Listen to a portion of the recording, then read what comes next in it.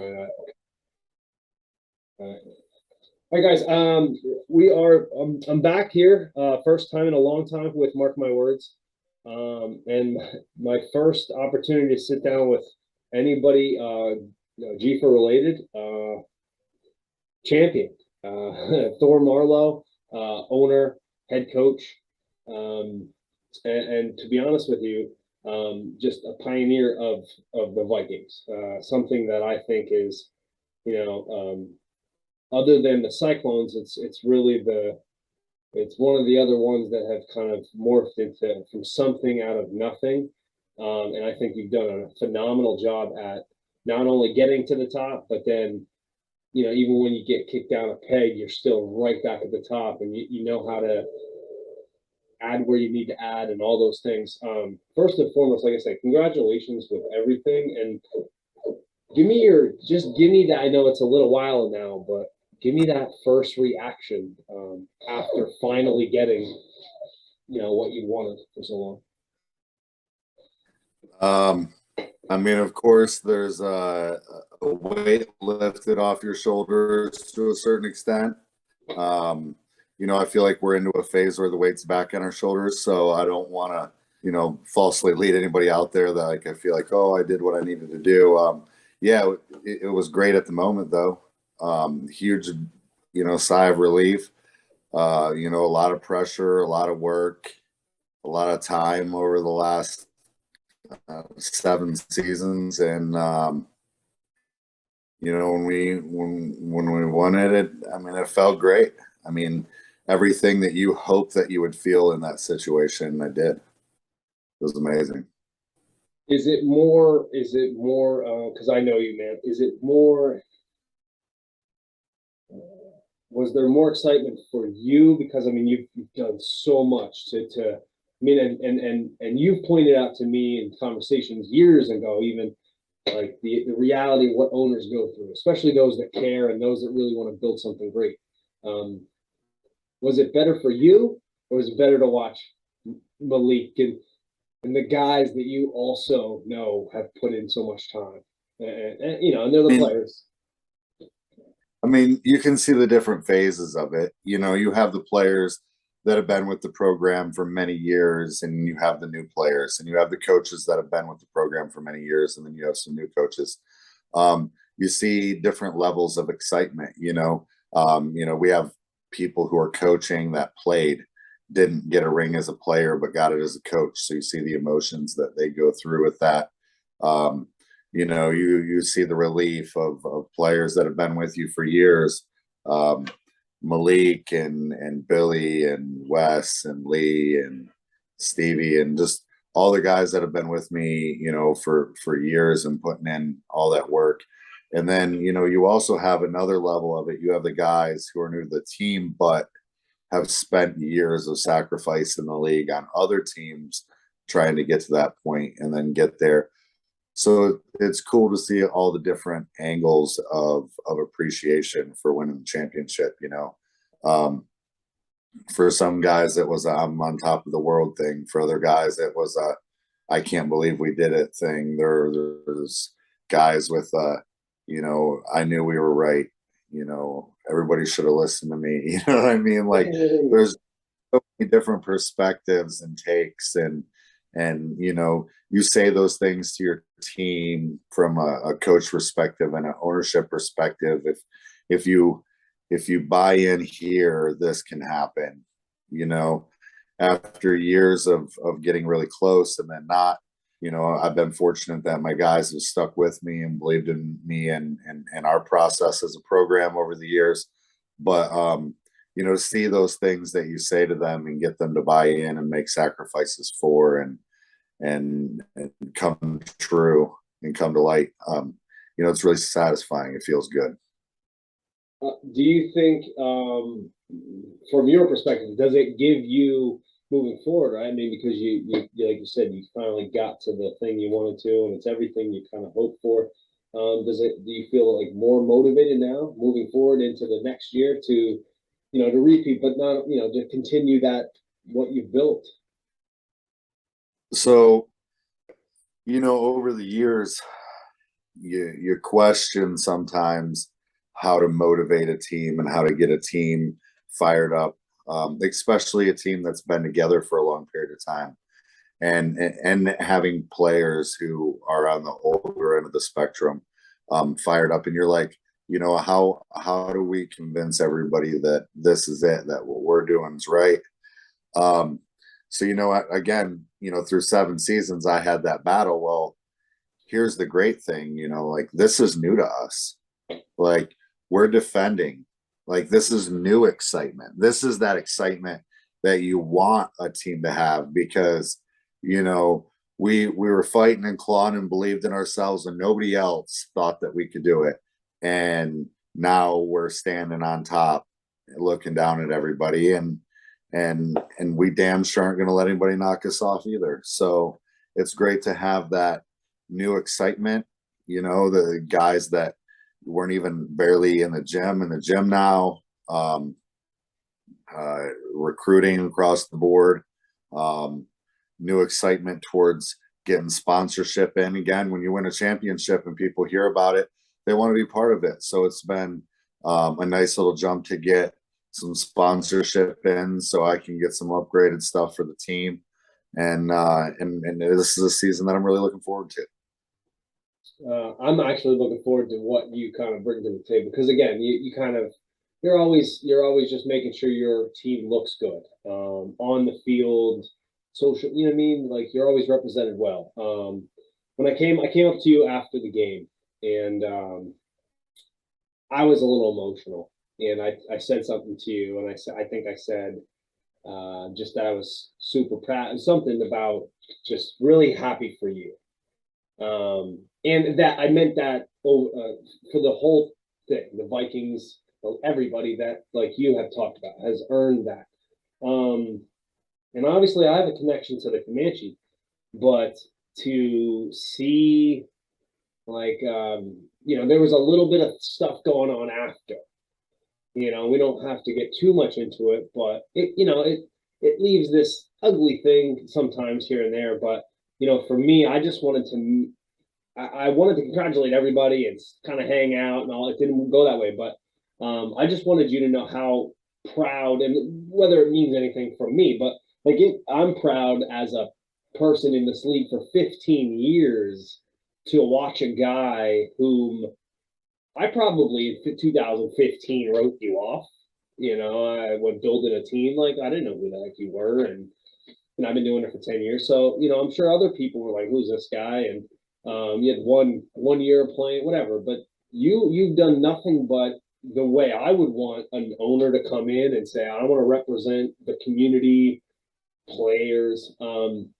What does it mean to you from that perspective? Because your business is that you have done such an amazing job. Like if I were a Viking, like it would be really cool to be there, and parades and the shit you're doing is the shit that I would love an owner to do because that means you care. I'm not, you don't got to spend money, but you got to show, because what does it mean to you to be a part of the community and, like you said, sponsors and other people and like your fan base, man?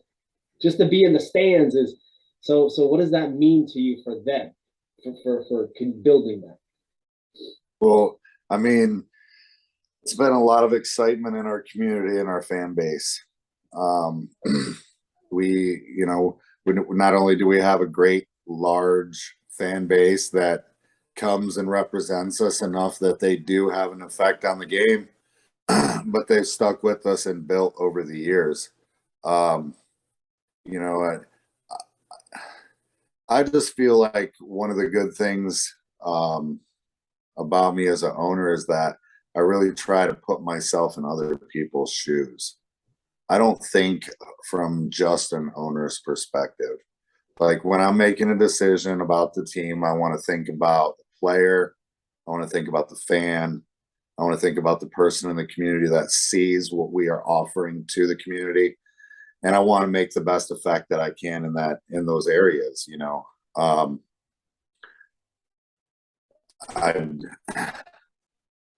critical of what I do. I really don't think I do enough. I would love to be able to offer more to my program and more to my team than what I can. But I make do with what I can. And fortunately, I have a bunch of people around the program, Mike Mullins, Andy Krager, my coaching staff, a bunch of people around the program that really help me do things. So it's like multiple of me. You know what I mean? Like Mike Mullins goes out and really aggressively pursues a sponsorship for us. You know, he goes out and sets up my field and helps me take care of things around the program. And a lot of the things that you would see an owner hung out with, he really has my back there. And Andy Krager's also an owner. I brought him as an owner a few years ago. He runs my special teams, but behind the scenes, you know, he works as our trainer and helps me on the sidelines and prep for stuff and game transportation and water. And there's just a whole list of things that, you know, I've been fortunate enough to get other people beyond just the players dressing to buy in. You know, people want to be part of something, you know, and fortunately we've been able to build something successful. So now they have the opportunity to be part of something and something successful. You know, from a league perspective, because I know when you started asking the question, you were talking kind of about, you know, you being glad for me and stuff. And one of the great things is the love that we got from people around the league. You know, it was just days and days of messages from people around the league saying, hey, you've been in this for a while. We appreciate the work that you put into the league over the years. We like the structure that you build and the model that you have for a team that other teams can look up to, and we're proud that you did it. And that meant a lot. You know, I know a lot of people, you know, who won championships, or, you know, the instant thing is, you're trash, I'm the best, screw you guys. But if you follow my social media around that time that we won the championship, you'd see that literally everything about it was fun. I celebrated us winning a championship. I didn't celebrate anybody losing a championship. I celebrated us winning. And I think we're the first team since 2013 that lost a game in the regular season and continue to believe in themselves enough to win it. And it feels good. I'm not going to lie. And I know that it wasn't necessarily the perfect season, but I would have it happen no other way. You know, we lost to the Wildcats when we shouldn't have, and that really helped us tighten some things down and buckle up, and no turning back from there. Can I, I'm glad you transitioned into that, but like, what was, I mean, obviously there's multiple things it takes that entire pot of everything, but is there one or two things particular that changed maybe off season into going into the season, or, you know, the Wildcat, was there any trend, like maybe acquisitions maybe that you had, or some changes that you made, any of those that happened during the season that you felt like that was the transition to put you guys on the path?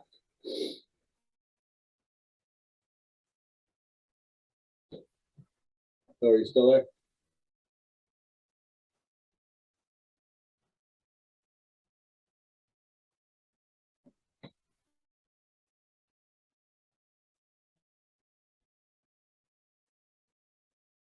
Well, we lost him, but we will get him back.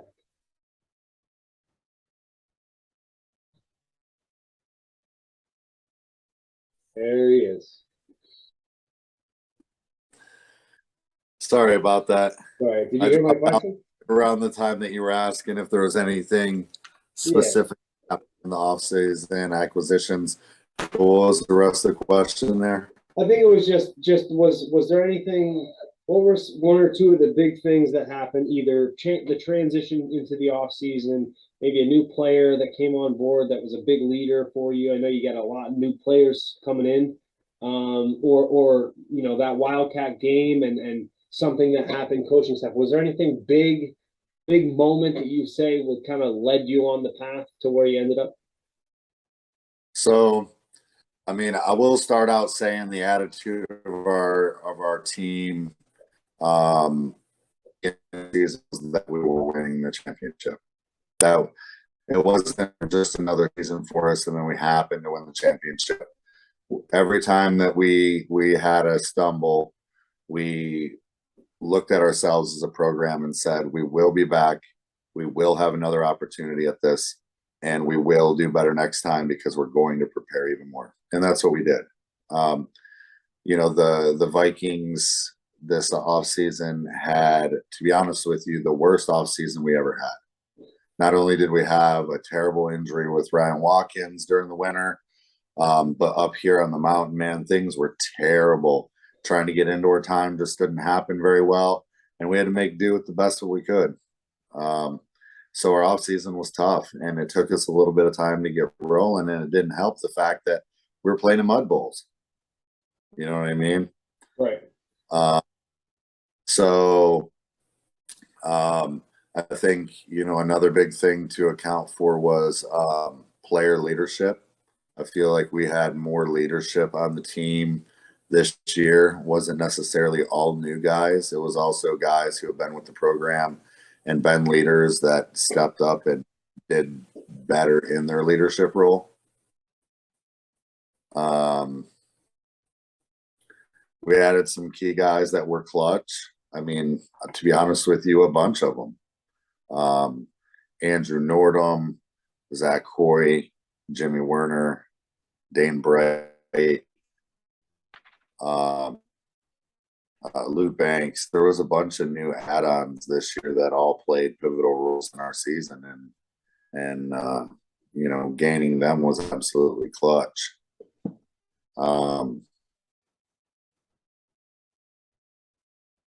I don't know. We had coaching changes that had.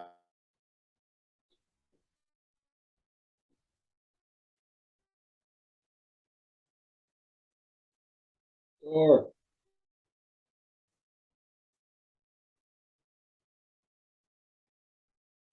no.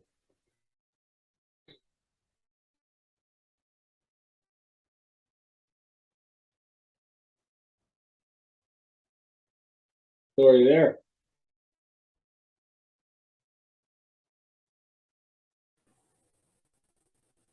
So, we good? Yep, I'm I back. heard coaching changes. That's the last thing I heard. So, you know, we did have a bunch of changes. We had coaching changes during the season that happened. You know, when that happens, energy and momentum and different things tend to change. And for us this year, it tended to work positively.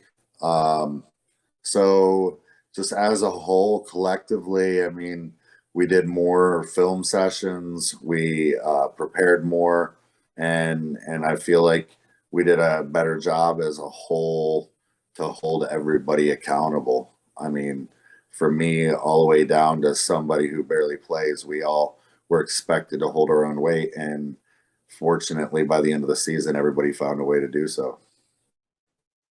Is there any concern with either just a hangover from this, or I don't know. Is there any?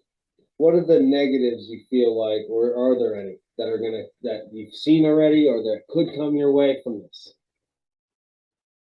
Well, I mean, when you win a championship and you have a team that is likely the oldest average age in the league, one of everybody's assumptions would be that that guys don't return.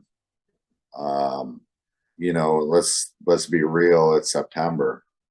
Like I guess a lot of people who are going to play know that now, but the way that life works out and the am I gonna and is it gonna happens and how's my wife gonna feels, you know, those kinds of things come into account. Plus the fact that, you know, there's going to be the occasional person that not only just needs to retire but wants to retire a champ. Do I expect that a majority of my team will return, and does it look like that's what's happening? Yes. I mean, we're not just coming out in full rebuild mode trying to get back on our feet. We're the damn champs, and Fortunately, I have a bunch of guys who are competitors and dogs and are welcoming the fact that now we're the defending champs and that people are going to have a target at us, and let's run it. Who do you think? I mean, we don't know exactly the layout, but just with the way the league is going to be setting up for next season, who do you see as your biggest? I mean, Cyclones are the Cyclones, so it's like, do you feel like there's somebody new coming in that's going to be surprise you? I know we're talking a little bit more league wide now, but what are you anticipating seeing for the competition coming next year? Oh, I expect teams that weren't necessarily top teams. Strength. I mean, if you sit back and look at the Mountain Conference, with the Hitmen out, Thunder out, Mountain Men out, you can never count the Tomahawks out first and foremost. I don't like the Tomahawks. They're head to head at this point as a rival, as far as I'm concerned.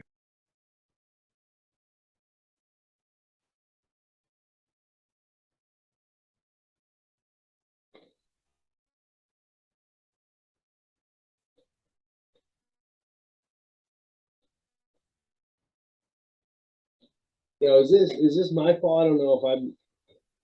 Is it my connection?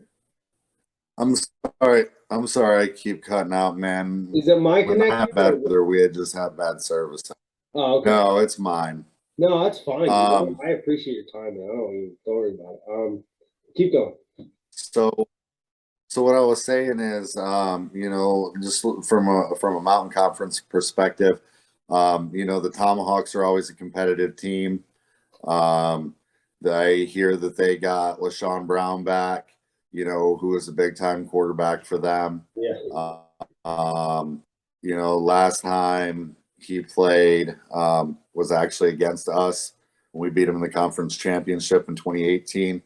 So, I mean, we kind of roughly know what to expect, but it's a solid quarterback pickup for them. And then they always find a way to just add some new guys, whether it's bringing people in from out of town or finding local talent that's really pulled themselves together. So they're a team that you have to pay attention to. Wildcats, all right. So I'll be front with you. In my history in this league over the years, the Wildcats have been a bit of a mess, but the Wildcats did gain new ownership. John and Denise, who ran the Maniacs, took over the Wildcats. She brings like a more of a family vibe to a team, and I really think that that's something that'll help them out. You sit back and watch the success that the Wildcats did have in some of their games in the second half of the season. You got to think, hey, if a couple of pieces were here and there, that might really be a competitive team. So I expect us to want to go there. I don't know if they've stepped up their game in the coaching perspective or not. But they're a team that I definitely expect to be competitive this year.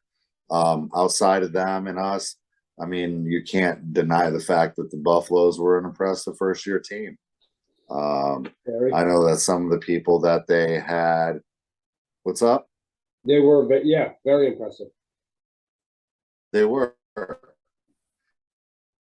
The people that they had were staying hands here for a year or two to help these guys get off the ground, and other people were super young, and you could see that they had some promise. So, they're a team that you can't look past.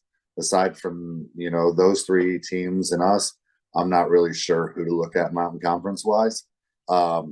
There's an expansion team kicked off in Somerset.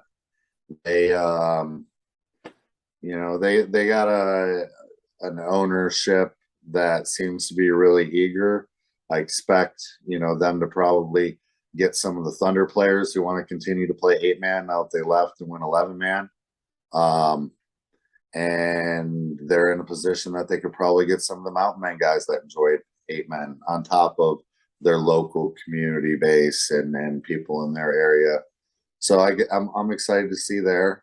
We're probably going to have a proposal coming up for a team in the Bloomsburg area, so there'll be another new team. From the Valley Conference, I mean, things really shake up crazy in the Valley. I mean, I feel like the Mountain has teams, and those teams just kind of build or fall off. And in the Valley, there's a whole lot more shuffling because, there's more teams within a couple hour drive where we're spread out a little bit more out here. I mean, anybody who looks past the Cyclones is a fool. Greg Medina and his vet staff, have been there in this league year after year and have came through clutch so many times. The Comanche, as much as I hate to give them any kind of props, I'll say this, same general thing as the Tomahawks, that the Comanche find a way to just bring people in. They're in a great location in the state. There's a lot of good football within a reasonable distance of them. And they've done a good job going after young talent, getting guys that I think could potentially be in the league for years. So, when you see them in the championship the year before last, and they were counted out as early as they were in the season, anybody who counts them out early now is a fool. Beyond them, I don't know. I mean, the Raptors are here, could potentially be bringing a team back. With the Raptors not having their pro arena team anymore, they already had a competitive semi-pro team, and with new ownership and the potential for them to get talent in the area that they're in, there's somebody that you can't just look at as a new team coming in. I mean, normally we chop new teams up to be in a winless season in our preseason predictions, but that's probably not going to happen with that group. Savages, I mean, they're a competitive team. They from outside looking in, I mean, they do a great job with their gear and the marketing, and they seem to have a big group of people through their coaching staff and their ownership and their sideline help, and they have a great foundation there to potentially be a great team. But again, they're just going to need several pieces still. But we'll see. I mean, Warriors lost a bunch of people in their head coach. Mustangs got that head coach and a bunch of new people. So I try to keep my ear to the ground and listen to what I can and pick up on things. But my general rundown right now, as things stand, would kind of be that, bud.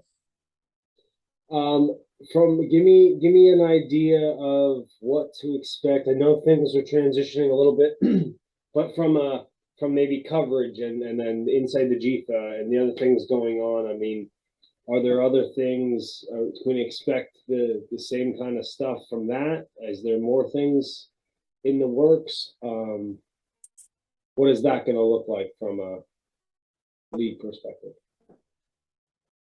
I don't know what to expect.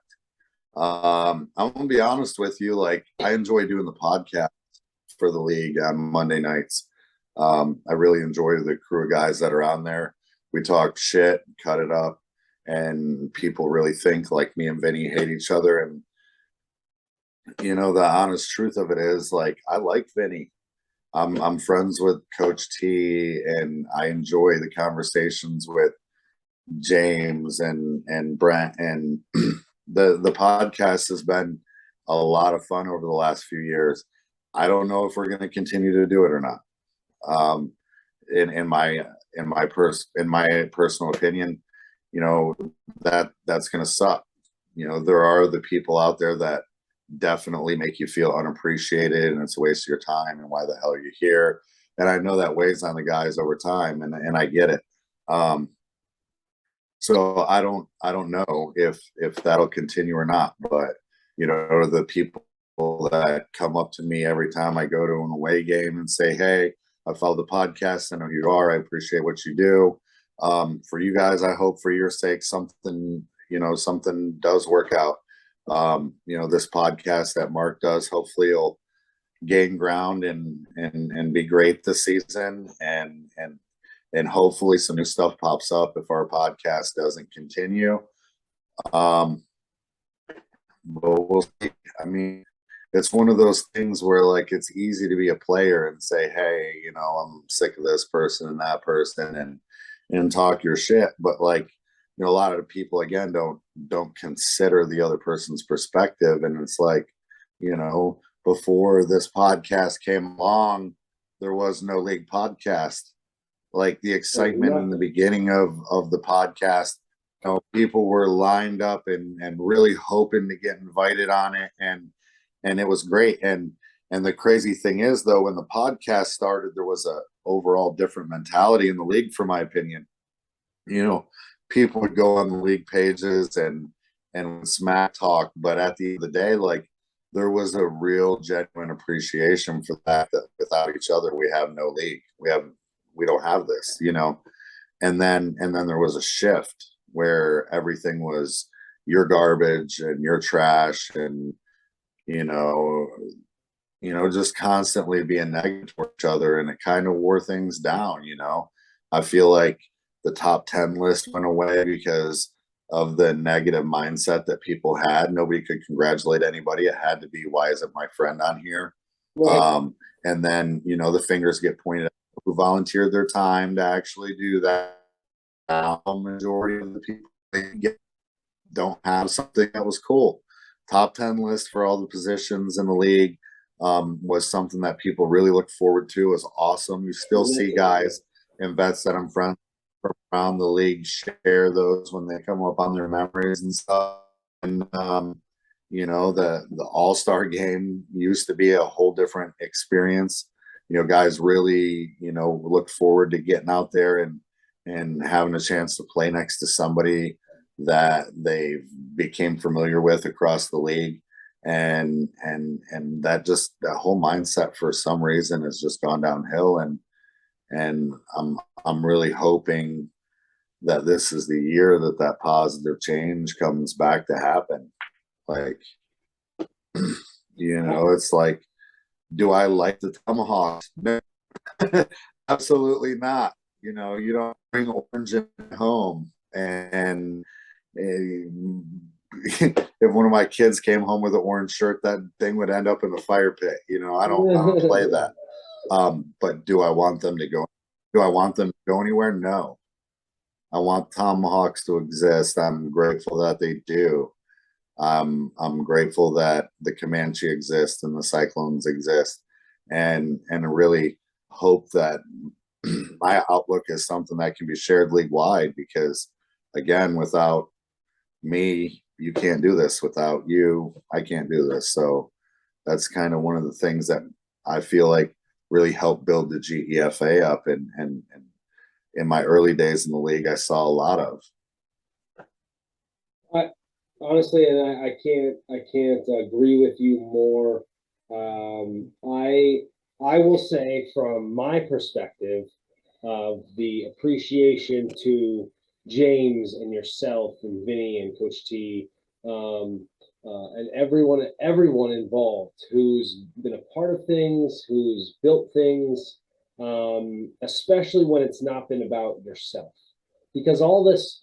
The minute you do things for the league, it's not about you. And if I hope that you're right. I hope that we can continue. And my goal, because the insignificance that I carry for this league, if any, can be to try to get more of what you're saying, of more of people that want to do this. And I'm gonna try to pull as many people into this that want to, because it's all about the people that want to be involved and give your time. And I agree that without, I think it's on the players at this point, because I've said it and you've said it, we've all said it, and it starts with the players. The reason this league is great is because it starts with the players. But if we expect our owners to be great, then and we have great owners and we see that, I think it's at that point where the players, that show up for the damn All-Star game and don't complain about the money. Like, there's just certain things because there's a whole bunch of players that I love as players, and then I see social media and I'm like, I completely disagree with what you're saying right now, even though I love you as a player, but you're wrong. You're done there. It doesn't seem an appreciation. So I hope that more people that do appreciate, like you said, start to voice their opinion because it's a lot. We hear a lot more of the negative and the disconnect and the hate versus the people that do. Because I think there's a lot more appreciative people, but you just don't hear it. So because I want it to continue. I hope and pray that somewhere down the line you guys can continue that, and I hope to bring more to it. I hope to bring more people in that want to do it and do their own thing too, because I think before we get done, I have like 2 minutes.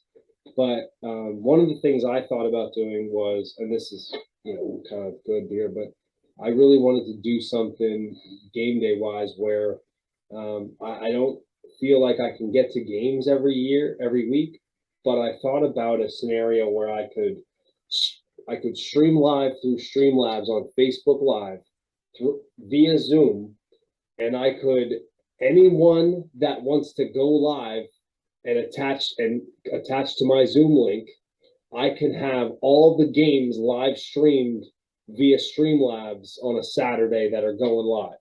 And I could actually highlight a screen at a time and things like that. So these are things like, again, I can't imagine how easy or hard it can be, but these are things that I hope I'm going to continue to work with guys like you and reach out to owners, and I want to collaborate. In no way, shape, or form am I here for anything but the league, and to show my appreciation for guys like you. And again, just so proud of what you built, and excited for what's going to come.